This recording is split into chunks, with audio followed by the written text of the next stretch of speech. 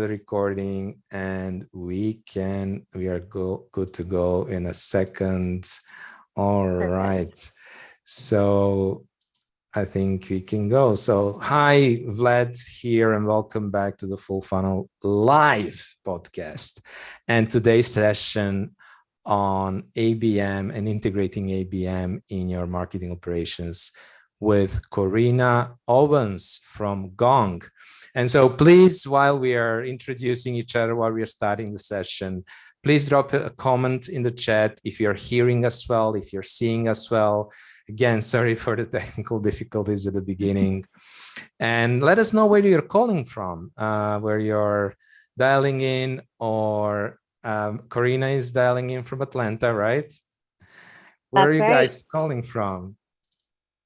In the meantime, a quick note, we are running these events every week live with industry leaders such as Pei Playa, Rand Fishkin, and many, many more. And we do this together with our community, the Trenches. And so if you haven't heard about Trenches, you definitely want to check it out. It's an amazing community. And what I want to do is just drop 2 links here. Okay, Toulouse, France, Switzerland. We have a lot of Europeans here.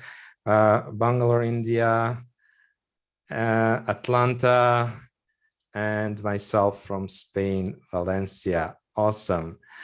So let me just drop you links to register if you're interested in our events or our community. And without any ado, let's welcome our special guest, Corrina Owens from Gong, where she is a senior ABM manager. Corrina, a very, very warm welcome. Thank you so much, Vlad. Happy to be here with you all. Awesome. All right. Can you just, so that everybody understands the context, tell us just a little bit about your role at Gong, and maybe walk us through how account-based marketing is, marketing operations are structured and set up at Gong. Sure. So I am fairly new to Gong, but not new to Gong itself. I've been a raving fan of both the company and the product for quite some time. But here at Gong, I am responsible for leading ABM across our enterprise division. So working hand in hand with our sellers and our go-to-market leaders on crafting really incredible and unique experiences for our key accounts in the enterprise segment. And Gong is structured for ABM, I think pretty uniquely, I think really uniquely for marketing just broadly as well. We do segment our teams by ABM, digital, product, which is encompassing, things like competitive intelligence, of course, product marketing, but also thought leadership, and then customer marketing as well. And we do have a very robust marketing operations team as well to make sure that, all the channels and all of our tech is all speaking together, because we can, as you guys can probably see, we produce quite a bit content. So it's super crucial for us that we do have all of our campaigns and channels all speaking to one another so we can most effectively deliver really the right experience at the right time for our key accounts and future customers.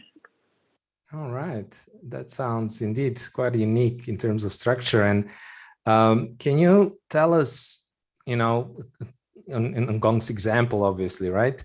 How do you embed ABM in the rest of marketing programs? Because a lot of times we have people have this idea about ABM as a kind of a silver bullet, right? For enterprise accounts, potentially or otherwise, but with the hype, people are thinking, okay, this is all I need to do.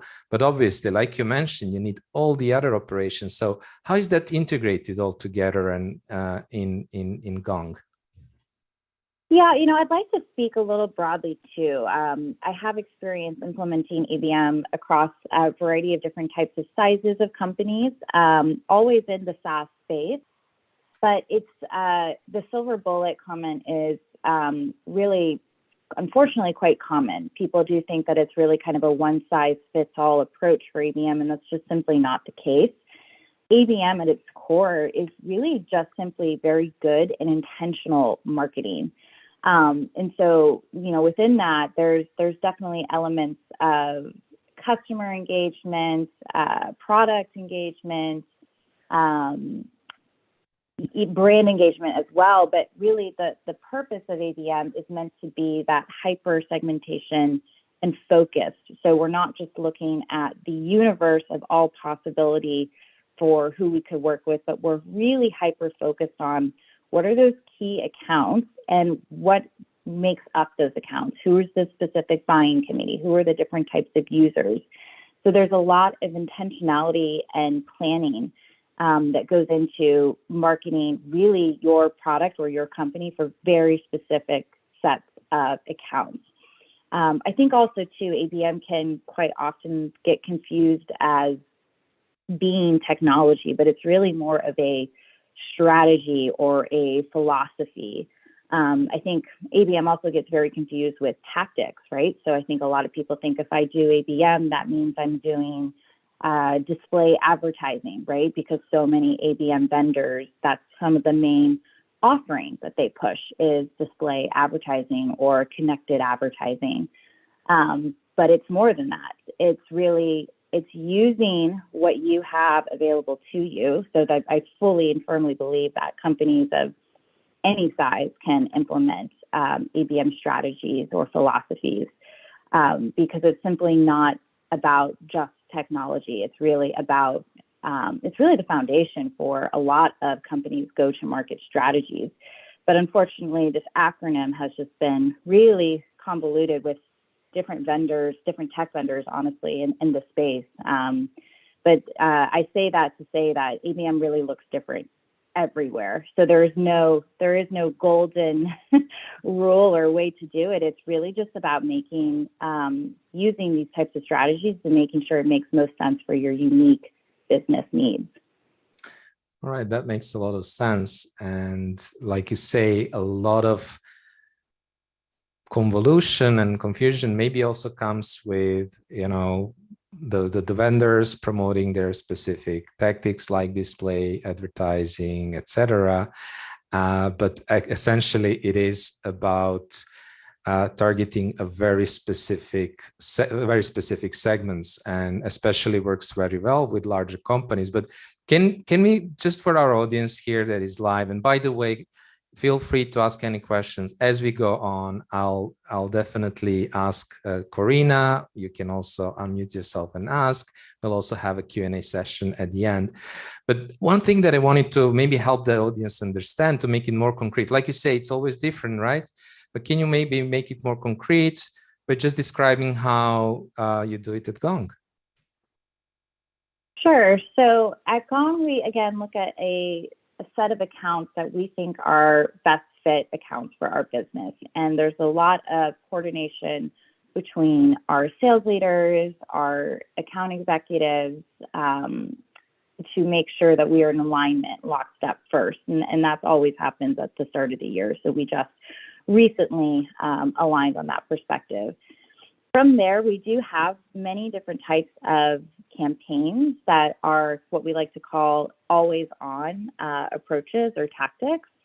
But the idea is to continuously learn and evolve what we're finding out about these accounts, and then really customizing and tailoring different programs, which can encompass things like direct mail, events. We really do like to make them take more of a one-to-few, or ideally really a one-to-one approach with these. So it varies based on where the accounts are in their journey, but we essentially use the best of the marketing campaigns and tactics, and refine to make sure that we are super meaningful about what types of messaging we're using to what accounts at the right time. So I think it's kind of a broad question, but happy to kind of dig into, maybe some different, types of campaigns or tactics, or really how we even, measure the success of our different ABM programs. All great questions. Definitely, we have to dive into all of them. So you mentioned that a lot of people, when they think about ABM, they think about display ads or they think about creative outreach, direct mail, or even just pure cold outreach on an account list, right? So maybe you mentioned you have different tactics, you have different campaigns. Could you share examples beyond those, right? Some examples of very successful ABM campaigns at Gong. Sure. So something that we've recently implemented is really more of a community aspect. I definitely think that community is the wave of the future for marketing in general, but also ABM. So Gong is very, very lucky to have just such a broad network of raving fans. People are so happy with how it's changed their day to day and how they do their jobs that they openly express, throughout social media and other areas as well, their happiness and success with the product. And that's often sometimes like one of the hardest things for marketers is the ability to be able to kind of leverage or utilize that social proof. And it's just such a blessing as a marketer to be able to be in a position where we have that. So something that we implemented fairly recently was the ability to really connect and engage our late stage accounts with our early adopters of Gong, our raving fans, and really do it in a no holds barred kind of way. So what I mean by that is, often if you want to get that testimonial or make that connection, you have to go through a series of hoops with the company. Anybody that's bought marketing technology and has asked for a customer reference knows how selective it is and the tedious process. And that's why we often just do our own research, right? We go, we do the dark funnel approach where we go and connect with people ourselves to get the real scoop, if you will. But something we did is we started to open up Gong's community to be inclusive of people that are the not yet customers. And what we've been able to do is we've been able to match them with a program that we are piloting that connects them based on similar, job titles or interests. But the purpose of it is to really have our raving fans kind of end up being a part of Gong as well, and utilizing them and championing them as, leaders in their space and connecting them with people that are exploring or interested in how revenue intelligence tool like Gong can really help them, with their most strategic initiatives. So I think what people are going to start to see a lot more of this year is how marketers can start to leverage and really build a community with their product to make it, less of a brand telling you what to do, and more so your customers, your buyers, they're more so kind of champion. So really excited to see how we can continue to evolve this, and I'm really excited too for what other marketers are going to kind of do and continue with this thought of community and what that looks like within ABM.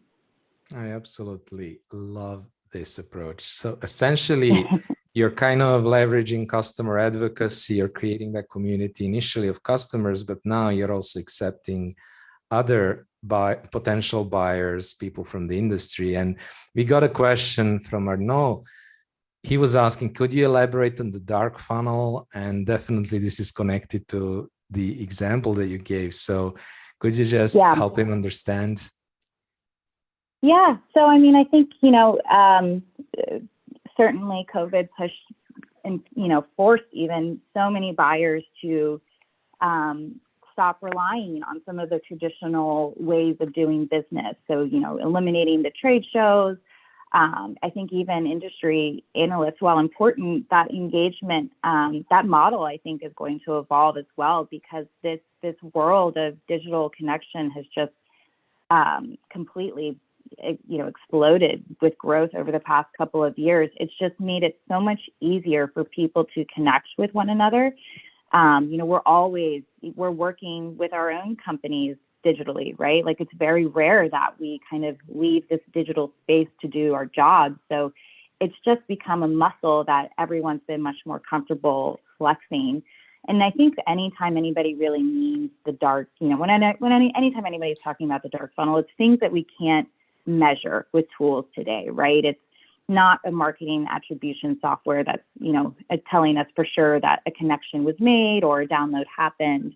And I think that that's kind of great. I think what I really loved about this program is that it wasn't something where we were controlling the narrative. All we were doing was providing the space for future customers to connect with current customers. And it's when you have that, when you have already developed that trust, right? When your brand has really developed that trust with your audience, it makes it much more comfortable for the company to even explore a program like this, because there is, of course, so much control that a company would want to have. But, I think we're leading with the right intentions. We're leading with, hey, here are some other leaders in your space. Here's a place for you guys to connect and talk shop and learn from one another. And no, it's not going to be something that I'm hyper vigilant about trying to find an ROI with, right? Because it's again, leading with the right intention. So I think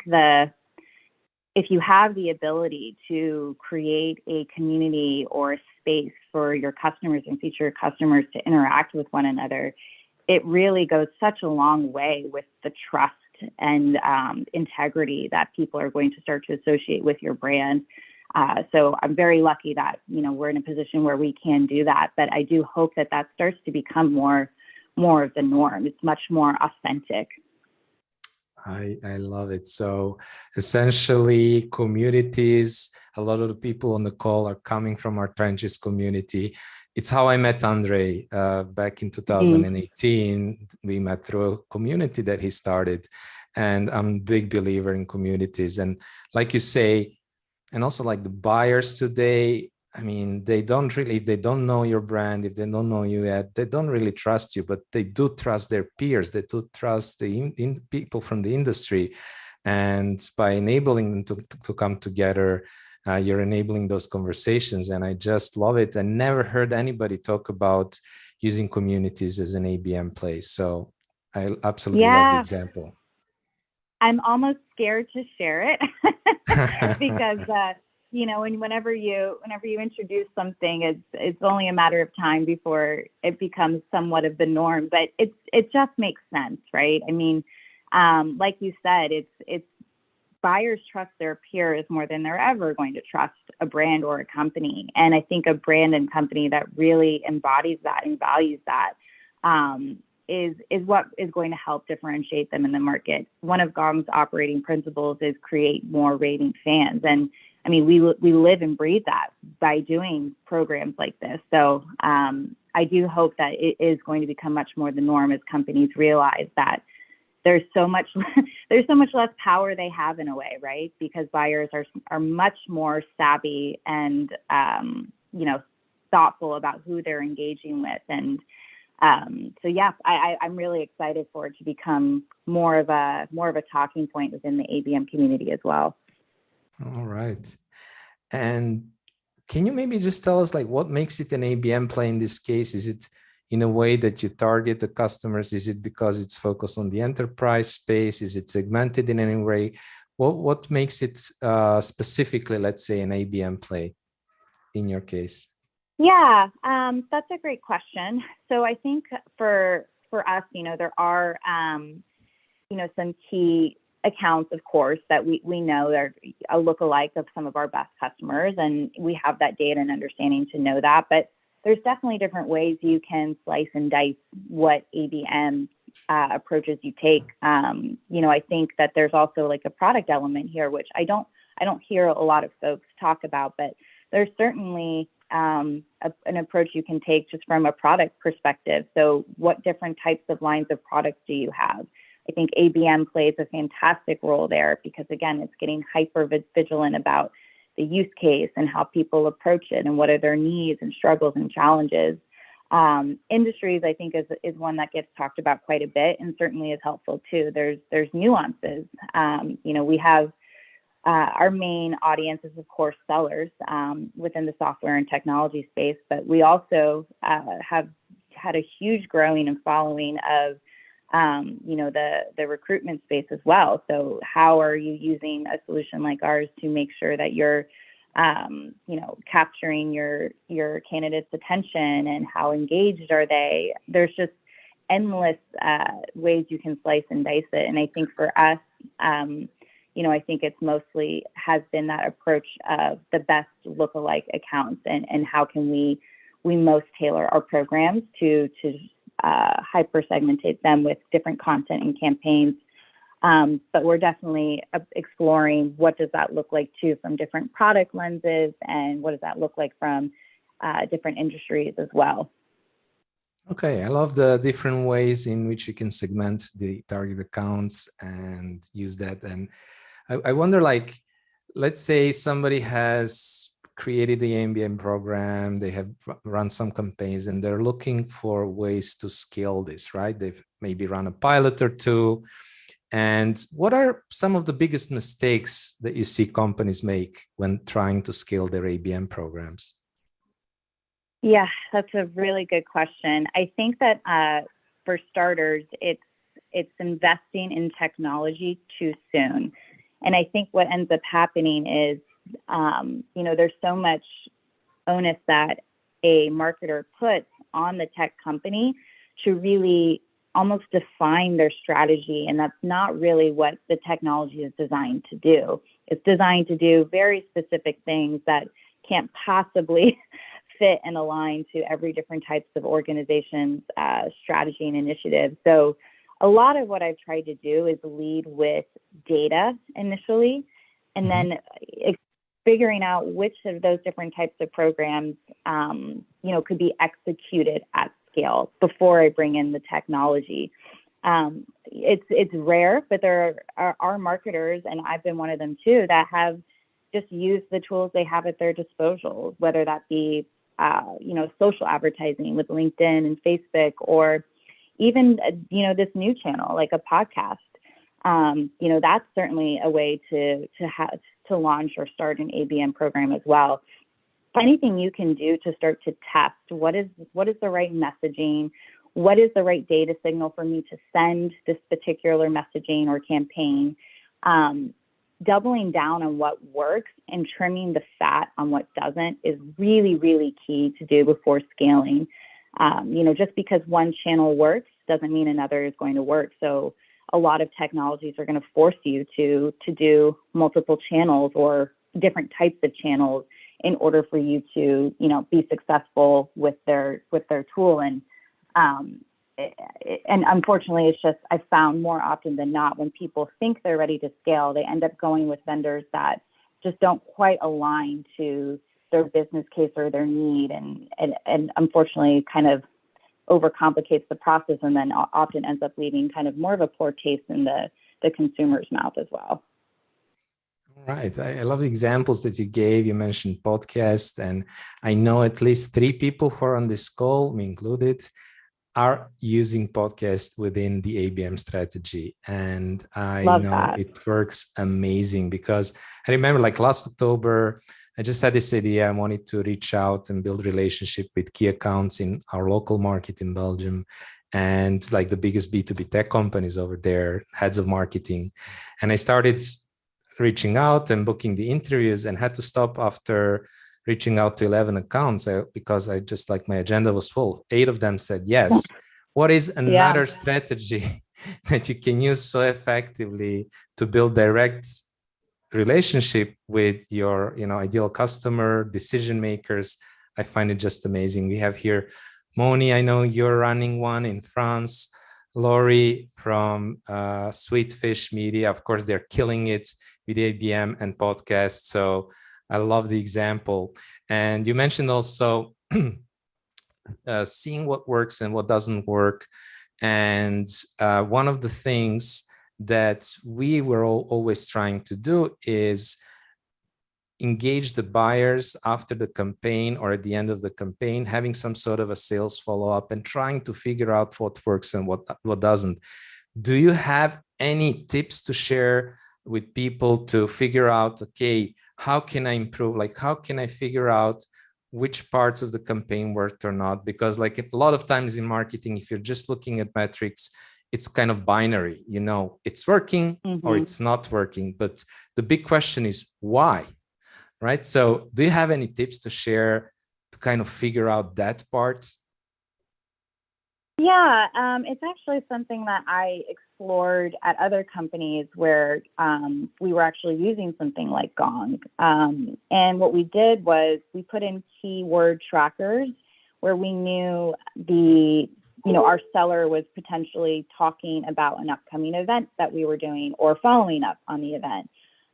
Or even, talking about a custom report that we made for the account and learning and hearing directly from the customer what they liked about it, what's working or what's not working. And that's really often what has informed for us and given us directional guidance on what to double down on and what to maybe, refine or just completely eliminate altogether. So it's that feedback loop and making sure that you have something in place to capture that. I mean, in the absence of something like that, something I'm always mindful of is, I connect on LinkedIn with all of our, future buyers. I want to make sure, of course, I'm visible and also keeping aware of what they're doing, but I also just check in with them. And I'm coming at it from a place of a non-sales perspective, right? I'm truly interested. Did that event resonate with you? Or did that content, like what would you have changed or what didn't quite make sense? And you'd be really surprised, but more often than not, people are willing to provide feedback. And it's not even just the negative feedback. They're really willing to share what they liked. And I think that's been really empowering for me is just understanding that, okay, there's a lot to be said for just showing that you're interested in what they think about something. And I think that alone builds that trust and connection again, and people want to share. So really getting that feedback is key. And however you do that, right? Whether that's by listening to calls where it's discussed, whether it's by just directly asking yourself, or maybe it's even just putting it as a field in, your content as an option to complete a survey, something like that. But the feedback that you get that isn't controlled by, some kind of algorithm telling you what's working or not working has been much more directional for me than anything else. All right. I love it. It's like the simplest thing you can do is ask for feedback. Ask for feedback. Yeah. Get what's working, what's not working, so you really know whether you can scale it out, what you should be, focusing on, whatnot. I mean, it's such a simple but such powerful advice. This is something that people need to do more. Now, yeah. We talked about scaling, right? And you mentioned technology as well, being potentially, a mistake going too early to that, to technology. Now, do you have, I mean, obviously going down that route and trying to acquire a big MarTech technology, it's not necessarily going to help with the budget. So do you have any tips on budget-friendly ways to scale ABM campaigns? Yeah, I think that I think this is something that a lot of marketers are maybe afraid to do, but anytime I've launched a new initiative and with ABM, it's often the case that this approach is really helpful. I really make sure to have complete transparency with my team on the data.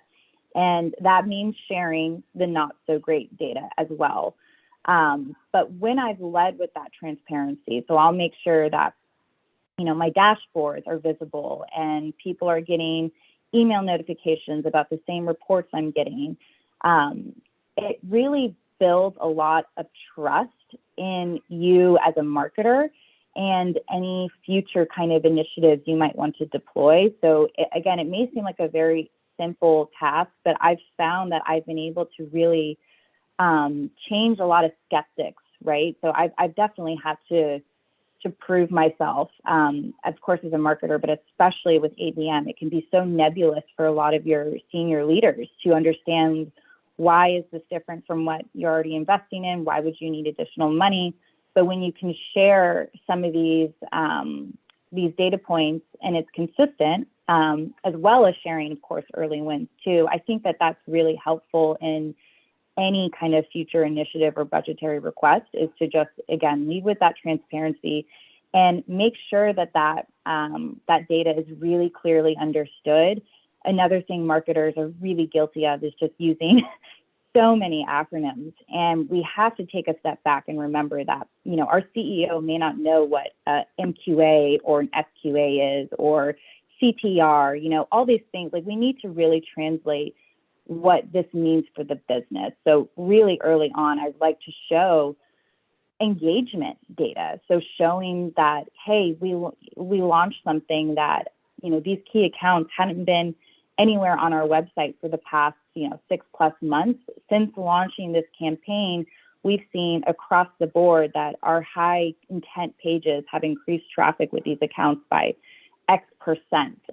You know, that's a lot more of a guiding metric of, hey, here's, you know, or leading metrics of what's to come. So I would say that transparency in data, and then also making sure that you're clearly communicating what the business value will be, and not try and overcomplicate these initiatives, will be really helpful to push any kind of new thoughts or budgets through. All right. And you touched upon this, or I think you kind of half nailed it already, but can we just, for everybody, nail this very quickly? What are the main metrics that you measure at Gong specifically, and potentially otherwise, that you recommend people measure to judge the success of their ABM programs?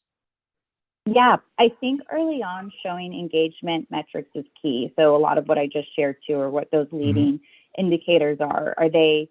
Are we getting more of the buying committee to pay attention to us on our website or in our marketing campaigns?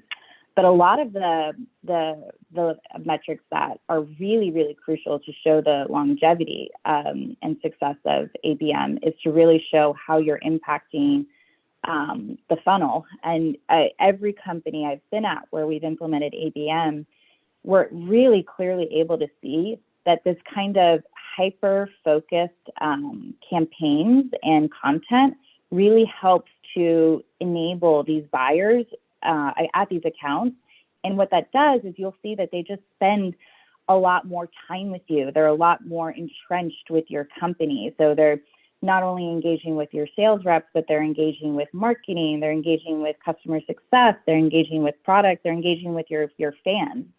And you'll see that it really moves the needle on how these opportunities progress through the pipeline. So deal velocity is really, really key here.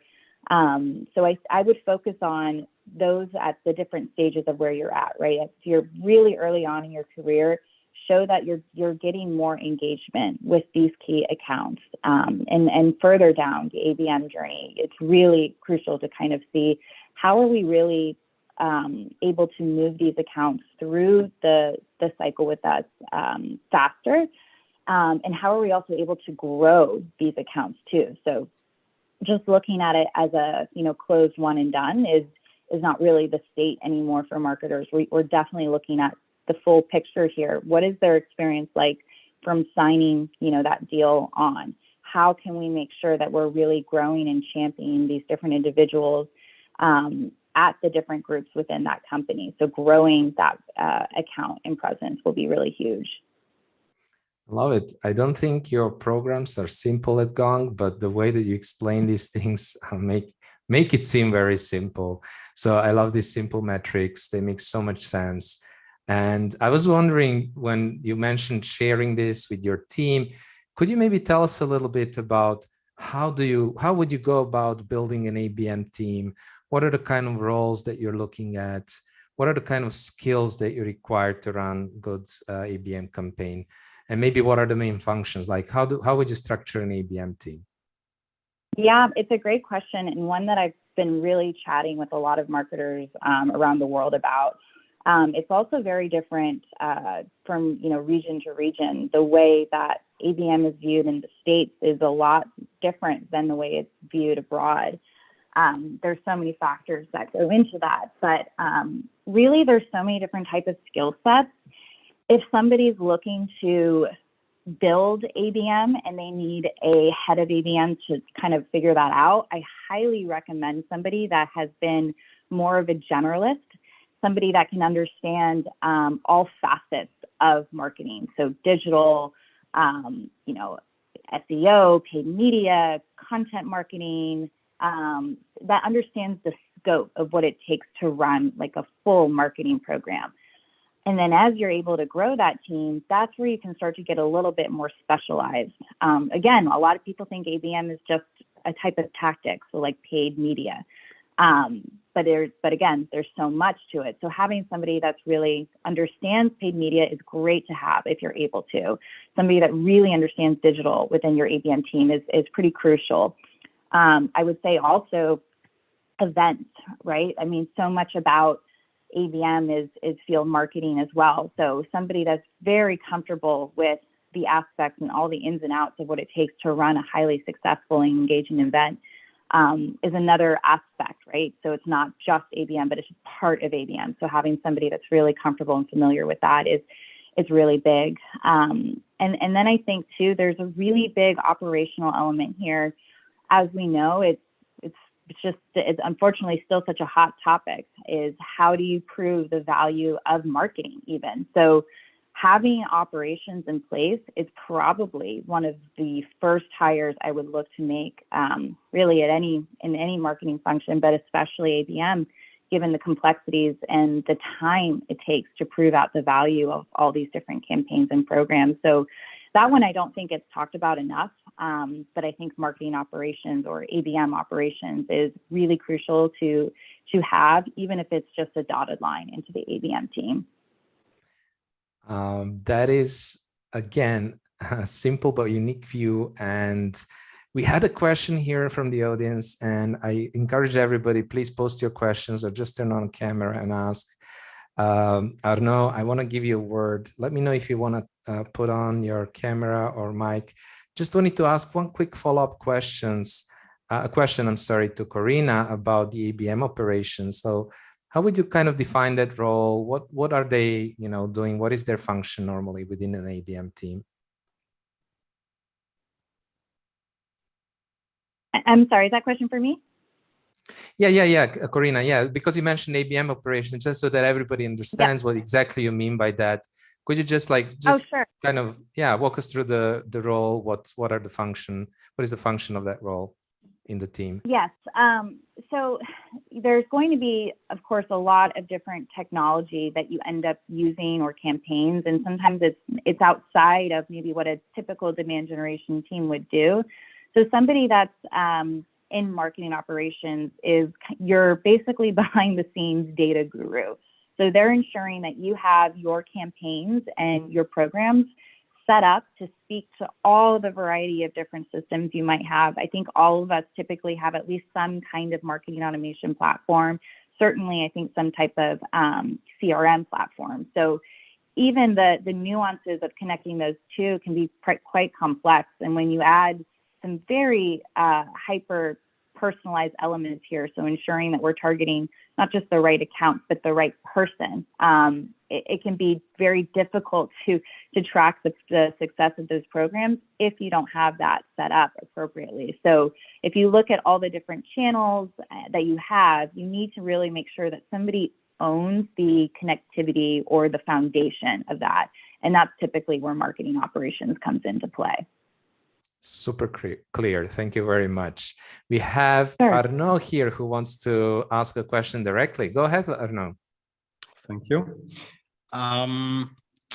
Just a quick question. When it comes to account-based marketing, you're hyper-focused, and I was just wondering if you are hyper-focused on the companies you're aiming at. I can imagine that you are also aiming at specific audiences within these companies, and so my question is, do you create a different set of personas in order to really follow them up, or do you use just a similar persona building that you would do in a regular online marketing approach? Yeah, so I think you certainly can, to get started, focus on your key persona. But of course, when you're talking about an account, you're talking about, as you stated, so many different buyers and job personas. So we have quite a bit of different personas because our solution is just so applicable to all revenue and go-to-market teams. So that can be a senior sales leader, that can be a senior sales enablement leader, that can be a sales engineer, that could also be client success and customer success. So it's even marketing, right? Like I'm a buyer persona of Gong because it's applicable to what I do day in and day out. So if you can do the work ahead of time to really define maybe by industry who those different personas are, but certainly super crucial to, as you go, identify and learn more about the account, who those different buyers are, you'll be much more successful in creating kind of this surround sound atmosphere where you're ever present, so that if your company name comes up at that company, you're well known and well suited to speak. Those individuals are well known and well suited to speak to how that solution works for them. So yes, you're definitely correct that the ability to identify those different personas in your ABM campaigns will really help to make them much more fruitful. Okay, thank you. So I love the question and the answer.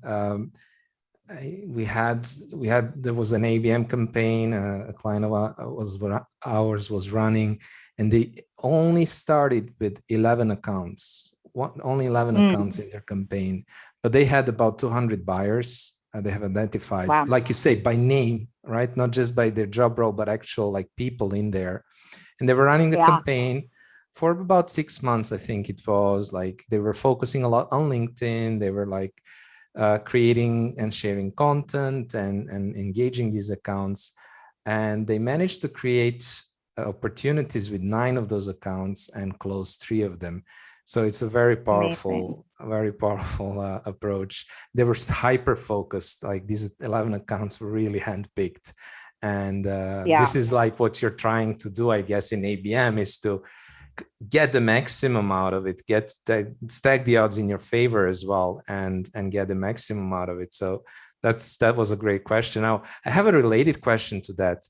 And again, everyone who's in the call, please drop your questions, or like Arnaud, you can just turn on your camera and your mic, or just your mic, and ask directly. But I just wanted to kind of a follow-up question, because so we have these accounts, different accounts, and we have different buyers, and we have different people who are involved.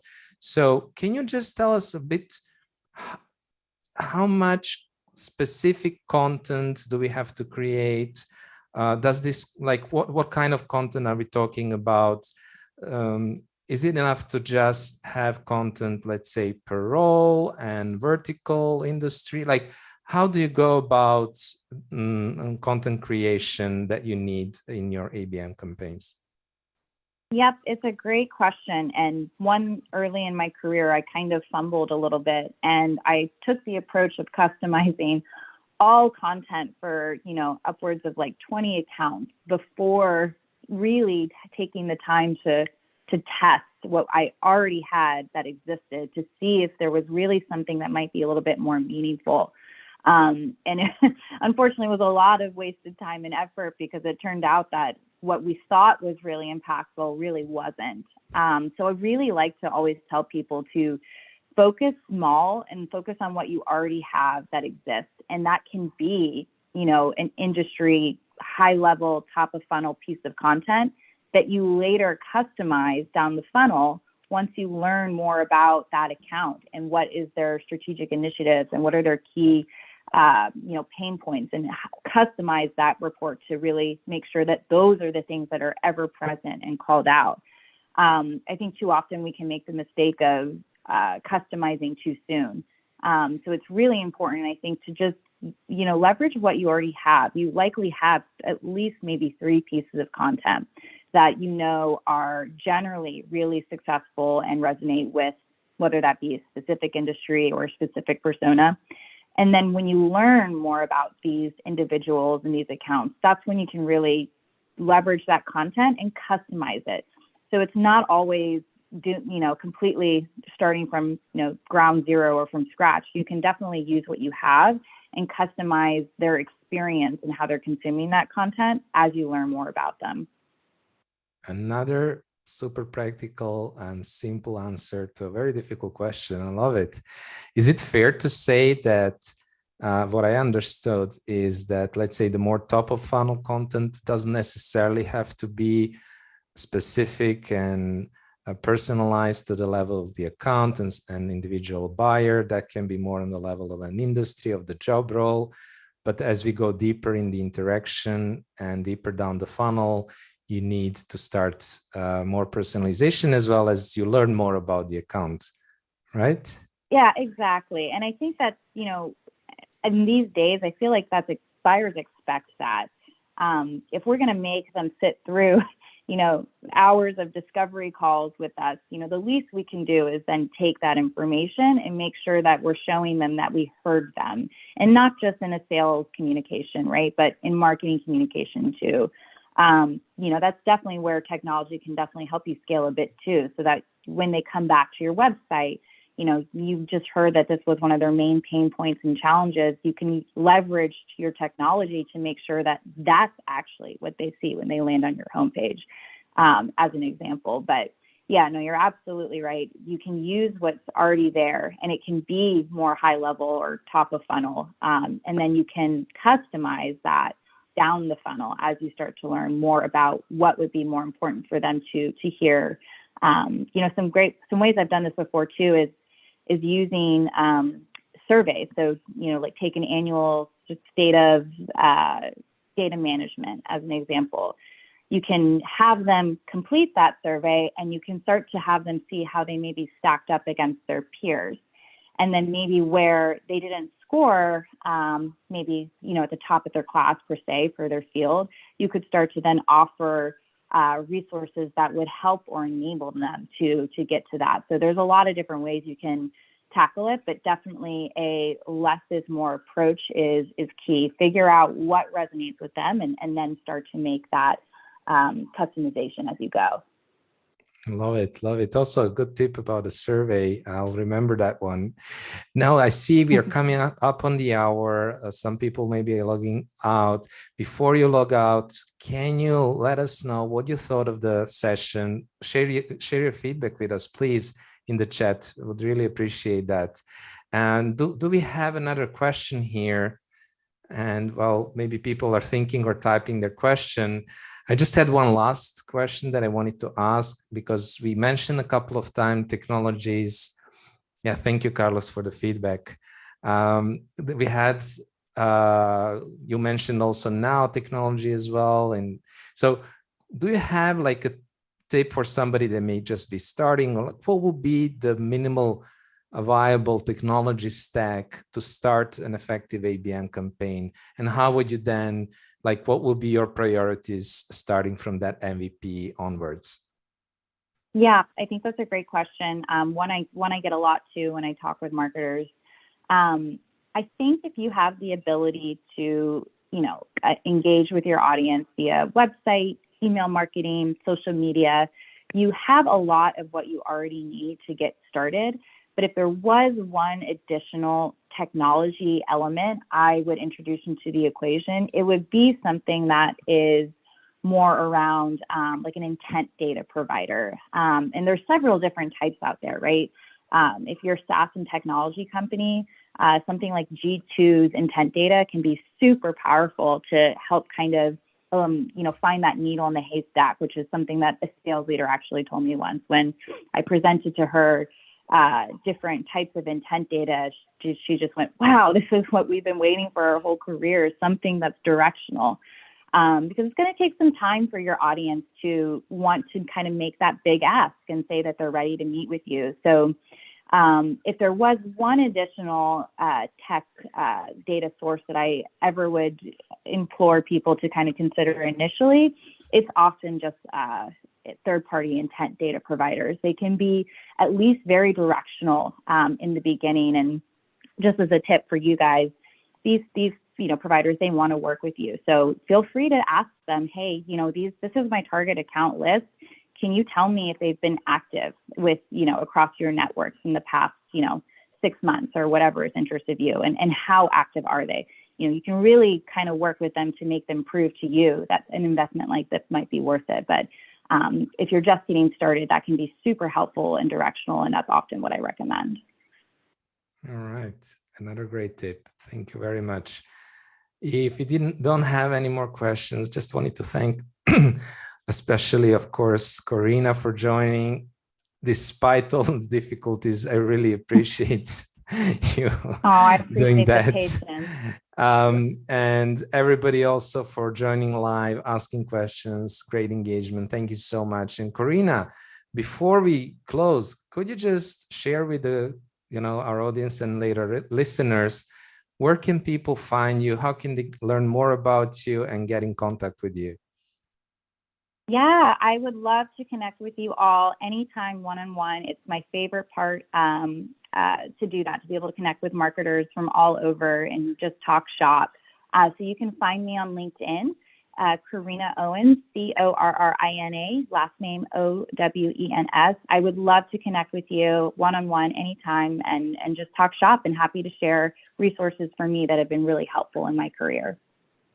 I'll definitely include your LinkedIn in the description of the podcast, and I'll share it out right away here for people who are following this live. Thank you so much. It's been an amazing interview. I learned so much and enjoyed it. Thanks again for joining despite all the difficulties. Thank you. I appreciate you. All right, take care. Thank you so much. Thanks, everyone. Bye. Bye-bye.